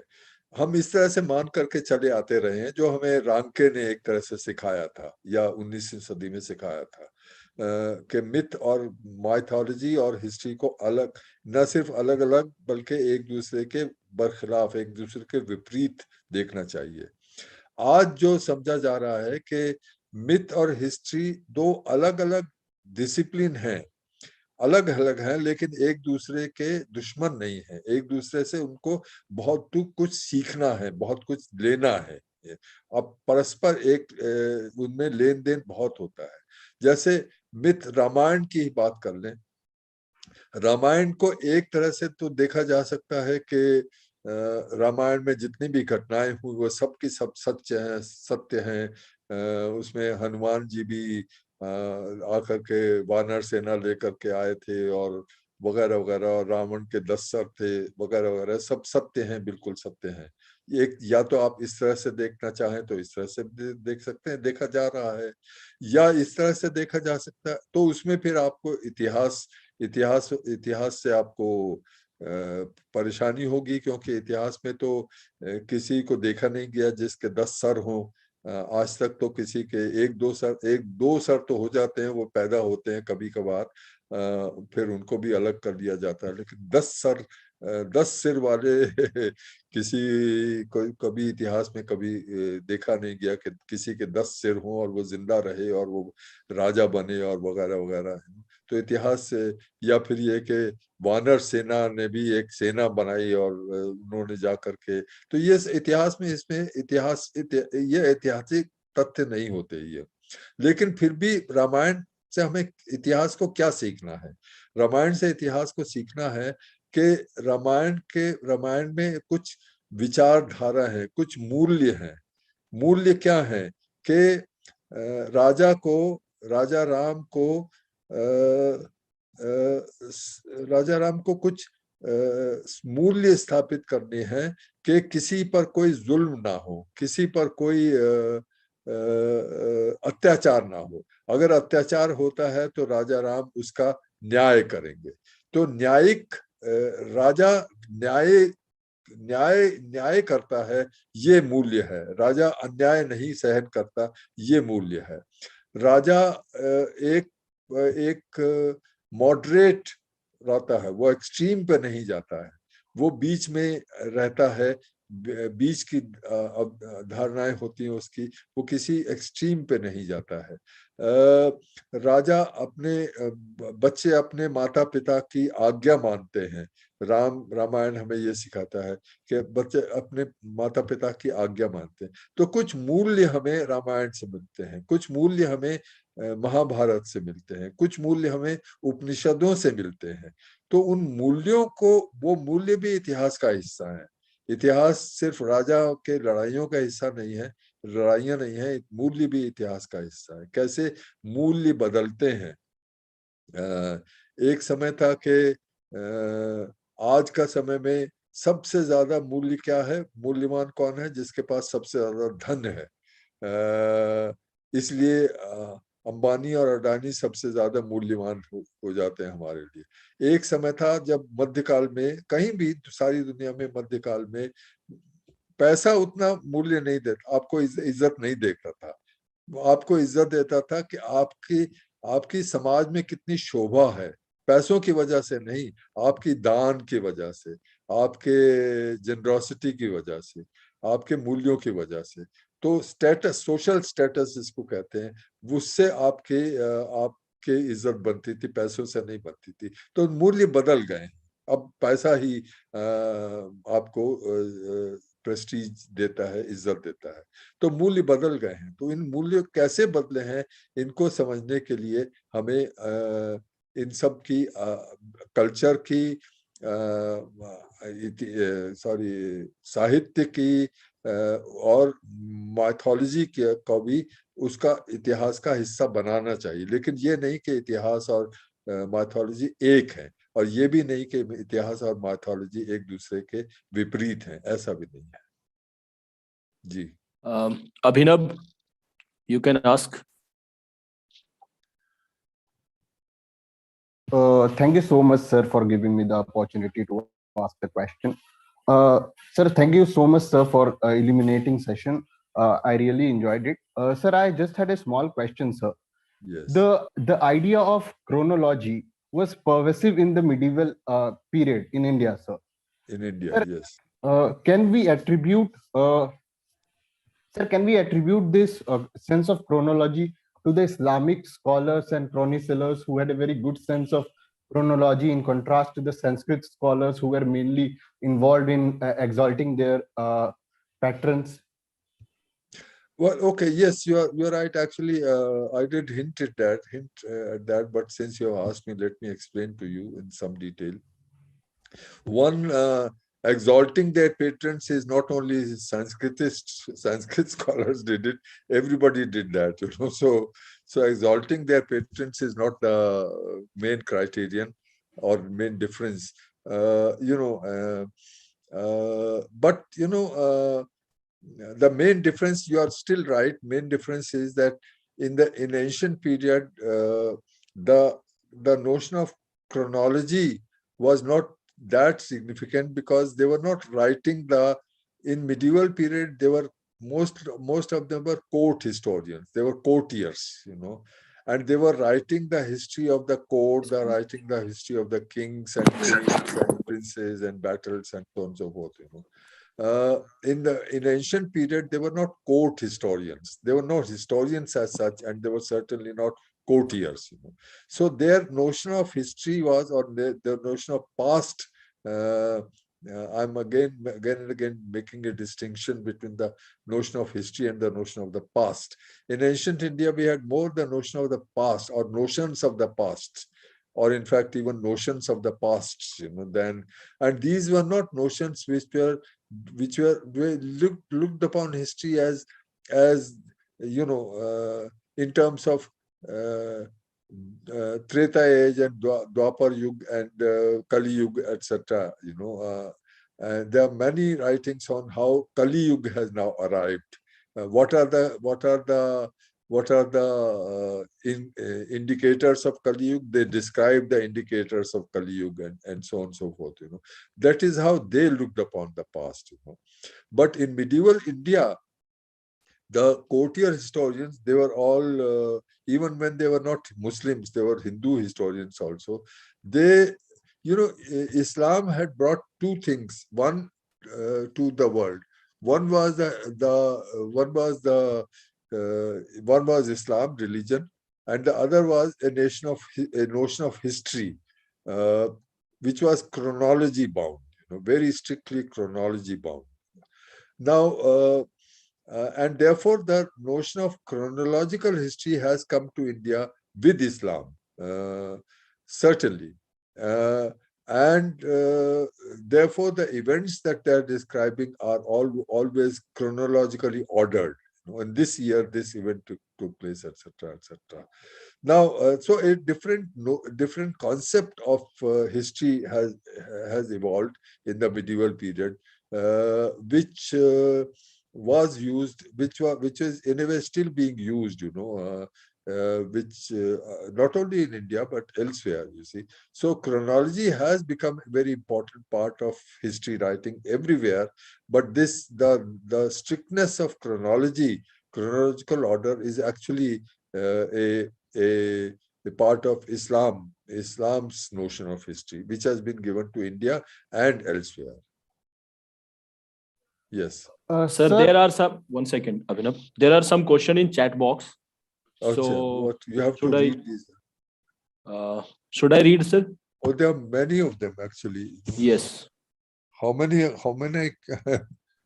Sir, 10 are still waiting to ask questions, and 10. Oh my God. Yeah, and apart from those 10, like some 11, 12 questions are there. I can't answer so many questions. Yeah, that's it. So you must keep in mind that please keep in mind that I have an 83-year-old throat. Yeah, that I know, sir. So that's why, we can take one more question, sir, from the chat box. One or okay. Read it out to me. What I can. Yeah, which one? Sir, Nidhi Misra is asking, sir, my query is that when any historian write any historical book that time, it's too possible that historian ideology can affect on their writing. Sir, so how can we get original history rather than mixed up by historian's idea? Yes. What's your name? Nidhi. Yes. Nidhi. Yes, sir. Nidhi, beta, your question itself, I mean, in a way, it has been asked earlier by a young man. Your question itself assumes that you can separate the true history from a let's say, colored history. A true history this idea has come to us. I mean, I explained it so many details. This idea of a true history, uncolored history, has come to us from Ranke. Ranke gave us this idea: just go on collecting facts and you'll get the true history. Don't interpret them, don't generalize them, don't draw any lessons from it, don't draw any generalization from it. Just collect facts, because facts are those objective realities. Now this idea Ranke gave us, it became prevalent, still remains prevalent. In a way, it's a question that you have asked. It has the same idea of Ranke's, one objective truth, truthful history rather than history. Now, this idea has been given up long for the last at least half a century, that there are some facts which are true facts. Facts written in the archives are true facts, and they give you an uncolored kind of reality of history. There are no uncolored facts. All facts are colored, in the sense that they are colored twice. When the events that they describe are taking place, the events are taking place by human beings, and when these facts or these events are recorded, they are recorded by some human being or the other. They are first recorded in the mind of that human being and then put on paper. And the third is when historians like you and me read those facts. So there is a three-level coloring, if you like, of these. One is that the historian or one who writes these down, he records these in his mind, and in his mind he doesn't record the thing as they occurred. He records his understanding of those facts. All of us do that, isn't it? All of us record anything which according to our understanding of that. So his understanding gets into the recording of those facts. And then when we look at these facts, we understand them differently. Each historian understands the same facts differently. So a fact and its interpretation, they cannot be separated. There is no objective fact. All facts are recorded facts, and therefore they reflect the mind of the recorder, and then they reflect the mind of the reader of those facts. So at every level there is an ideology, as you say. It's not ideology necessarily, it's a perspective, but you can call it what you like. So there is a perspective in which you see. I just gave you two examples. You can look at medieval India as a story of Hindu and Muslim conflict. You can get the facts, because that's the kind of your perspective with which you are looking at those facts. Other historians look at those same facts and look at these facts as a story of mutual understanding, mutual give and take, mutual accommodation, as well as tensions, but along with tensions. So either you look at this medieval India entirely in terms of tensions, or you look at medieval India entirely in terms of accommodation, or you look at medieval India in terms of both tensions and accommodation. So all of these are perspectives in which you can look upon in medieval India, as Irfan Habib does, as a story of class struggle, not Hindu or Muslim at all, but state and peasantry. The state is exploiting peasantry, or you can you can look upon medieval India as a period when India actually became Sone ki chidiya, in the sense that by the early 18th century, nearly after Aurangzeb had died, 1707, India was in command over 24% of the GDP of the whole world. Just think of it. 1/4 of the world's GDP, the growth of wealth, 1/4 of the growth of wealth in the whole world was controlled by India. what can be a greater kind of evidence of the of India being Sone ki chidiya, you know. So it depends on how you look at it.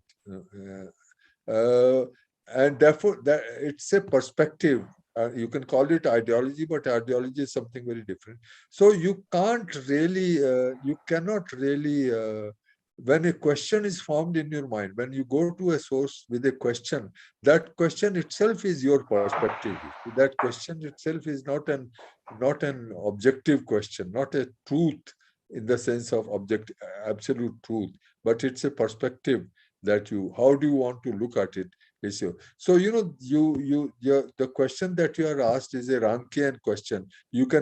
Rankian said, don't judge a truth, a fact. Don't interpret a fact. A fact is a total objective.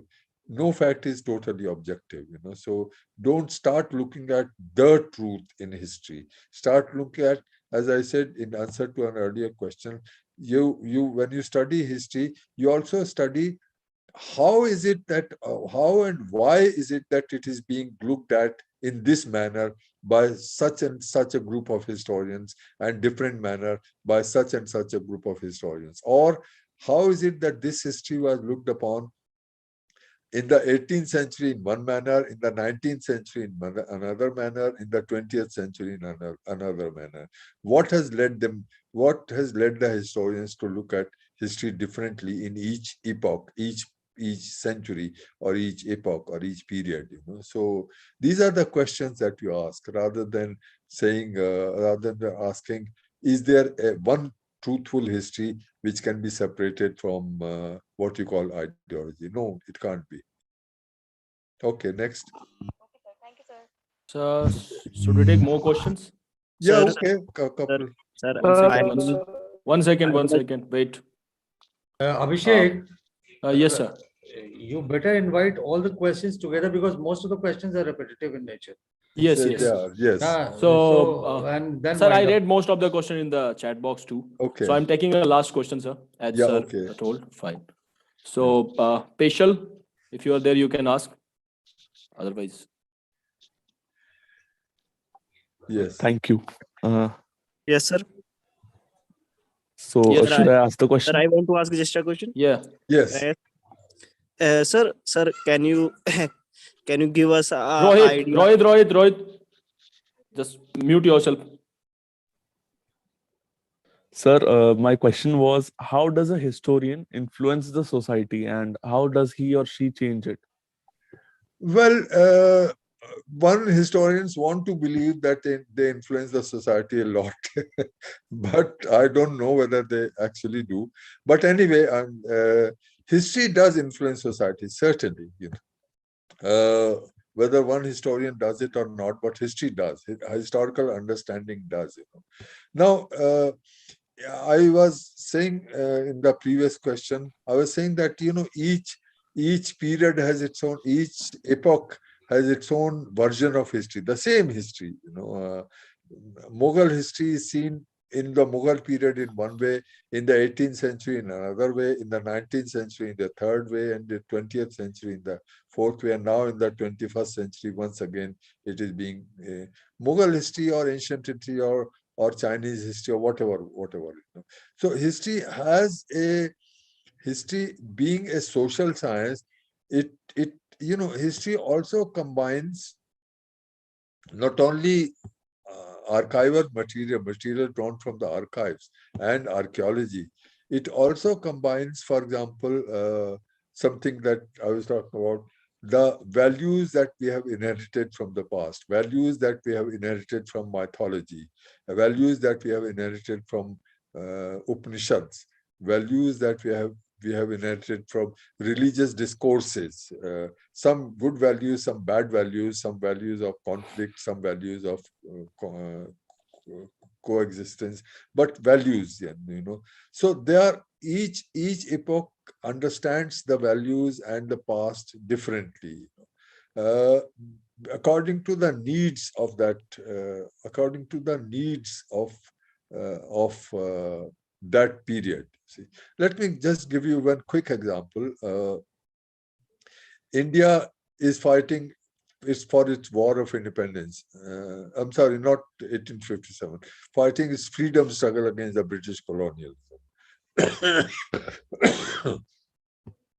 There are two wings of history. This freedom struggle gets split into two. One is the national, international Congress kind of movement. The other is Muslim League kind of movement. It gets split into the so-called nationalist and the so-called communalist kind of wings. I'm saying so-called nationalist and so-called communalist for a different reason. They are nationalist and communalist, of course, yes. But nonetheless, it's interesting that both of them both of them use the same category of analysis of society and politics, namely community. One, Congress interprets society and history and politics in terms of Hindus and Muslims forming one nation together. The other interprets history and politics and society in terms of Hindus and Muslims being in conflicting position, being not only separate but conflicting position, like Savarkar and Jinnah do. So that there are two wings of, it gets split into two wings. And therefore, historians also have two kinds of interpretations of the past. One interpretation is that Hindus and Muslims have lived together in harmony in the past, with lots of interchange and so on and so forth, exchanges and so on and so forth, cultural and so on and so forth, and lived together. The Mughals and the Rajputs together constructed this Mughal empire and sustained it for so long, etc., etc. The other was that, Hindus and Muslims have always been in conflict. The communal historiography on both sides, on the side of I.H. Qureshi on the Muslim side, and many others on the Hindu side, Savarkar being one.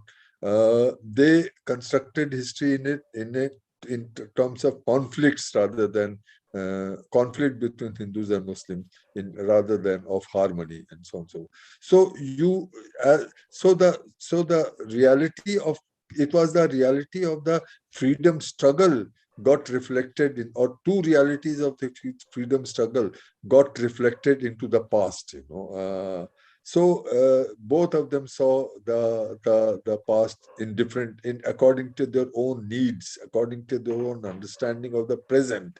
The present actually shapes the past as often as the past shapes the present. So that you can see how the present is shaping the past these days.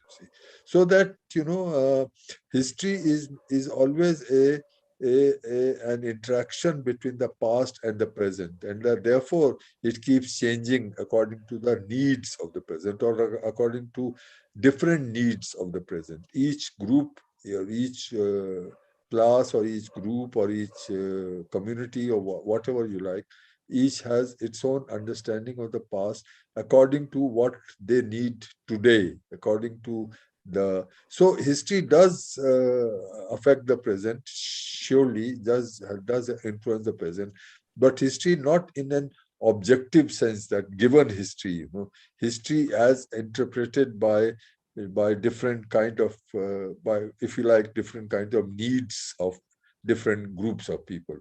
It does affect the present. It shapes their present attitudes. Yes, it does. Thank you so much, sir. Thank you so much. Now I request Subrita ma'am, so kindly give the vote of thanks.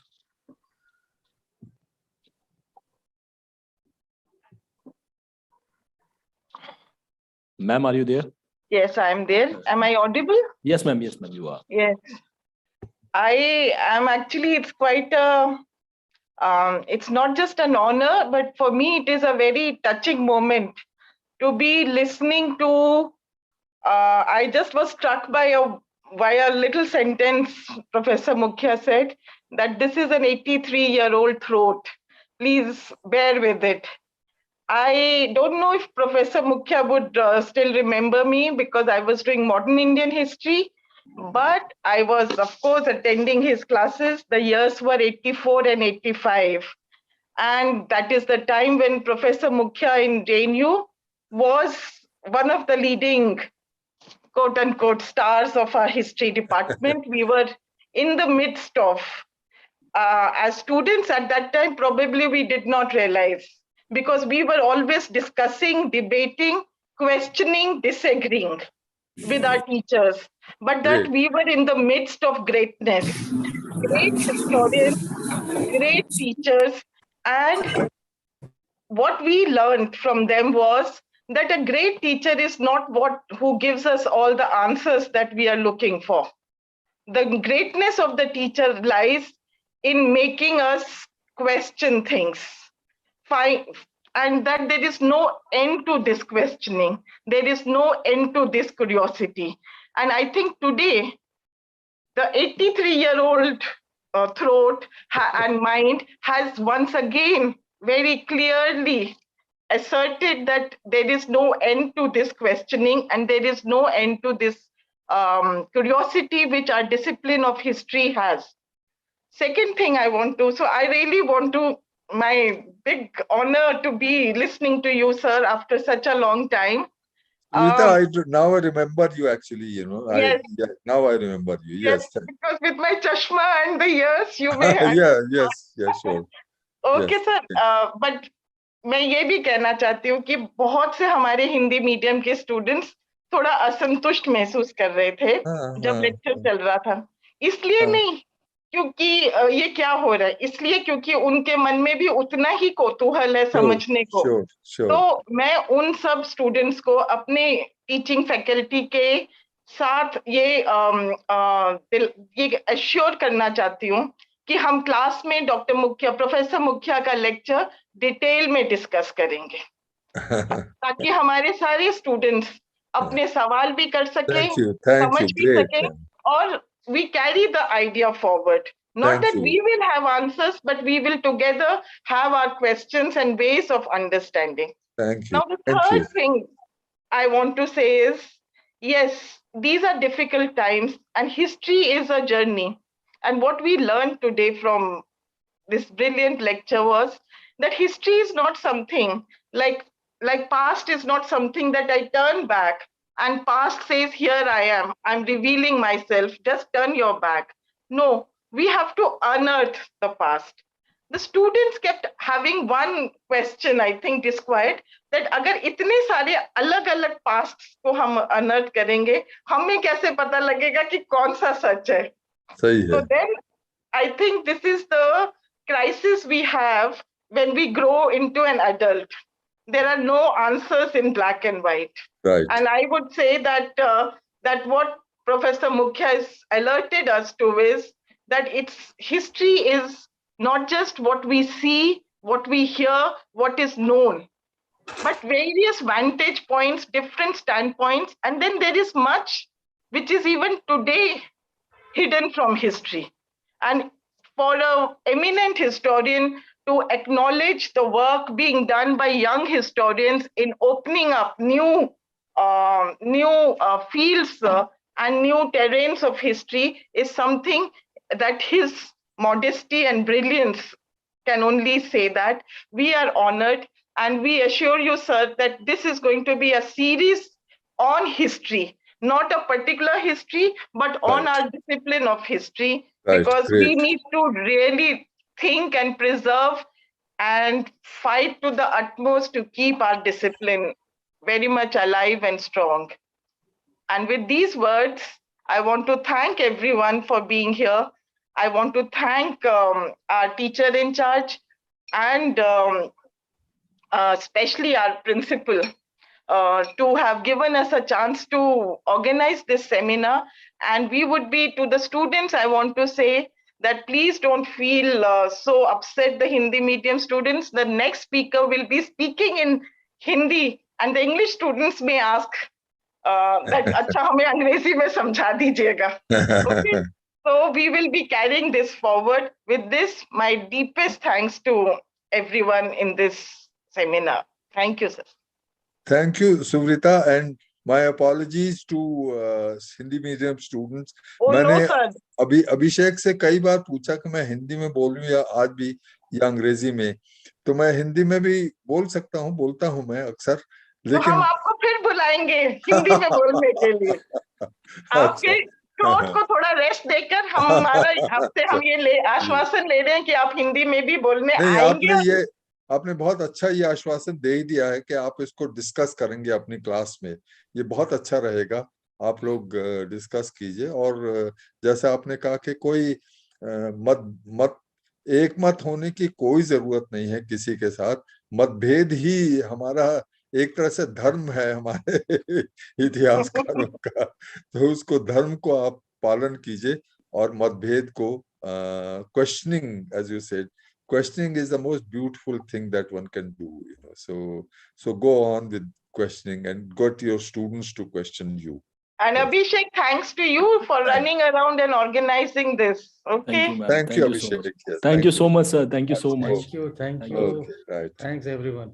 Thank you so much, sir. Thank you. Thank you, sir.